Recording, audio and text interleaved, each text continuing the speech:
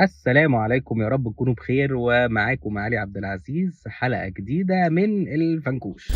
النهارده هنتكلم عن فرصة هي مش جديدة في الماركت العقاري، ولكن هي فرصة موجودة من أول السنة وناس كتيرة قوي بتجري عليها، وهي الأوفر بتاع شركة مدينة مصر، الأوفر بتاع الكاش ديسكاونت ال 42%. طيب الأوفر ده إيه ومين شركة مدينة مصر؟ شركة مدينة مصر دي من أكبر الشركات، ممكن أكبر 10 أسامي موجودين في الماركت العقاري. شركة عندها كريديبيليتي واسعة، اتأخرت في فيزز معينة في المشاريع بتاعتها، وفي فيزز معينة برضو سلمتها في ميعادها، والتأخير كان واضح والأسباب معروفة، ومش لازم إن إحنا نخش فيها قوي لأن مش ده السبب اللي إحنا بنتكلم عليه. عندهم مشاريع تاك سيتي وسراي وباتر فلاي وطلال.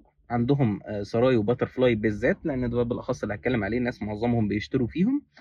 سراي وباتر فلاي اصلا البيم بتاعتهم على 12 سنه، 5% مقدم على 12 سنه او 0% مقدم على 12 سنه على حسب الفيز اللي انت هتشتري فيها. عاملين اوفر لذيذ قوي ان انت لو قسطت على 6 سنين او 5 سنين بمقدمات مختلفه او 4 سنين بتاخد 42% ديسكاونت. طيب تعالى بقى نحسبها بالارقام كده.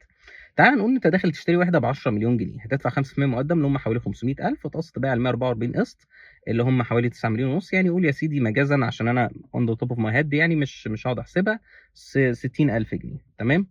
طيب حضرتك لو جيت دفعت المقدم العالي مثلا 35% اللي هم بيتكلموا عليه ده، هتدفع 3 مليون ونص، وهتاخد خصم 42% من الاصل. يعني تدفع 3 مليون ونص اللي هو 35% من الاصل، و42% من الاصل هيتشالوا. هيبقى عليك حوالي 2 مليون و300 الف تقسيط على 6 سنين. طيب هنلاقي ان احنا فعلا القسط بتاعنا بيقل حاجه حلوه قوي، يعني بيقل مثلا بنتكلم ان احنا في حوالي 300 او 400 الف جنيه في السنه، حوالي 30 الف جنيه في الشهر. تمام. طب ما حضرتك اصلا لو انت ال 3 مليون ونص دول من الاول حطيتهم في البنك، ما هم هيجيبوا لك حضرتك 70,000 جنيه كل شهر.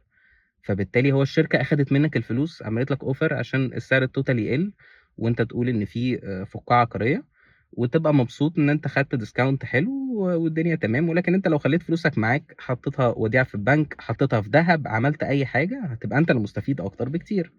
فبيني وبينك الاوفر بتاع الكاش ديسكاونت بالذات بتاع مدينه مصر، مع ان هي شركه محترمه وانا من الشركات اللي بحب ابيع فيها، الكاش ديسكاونت ده فنكوش، ما تلحقوش لا.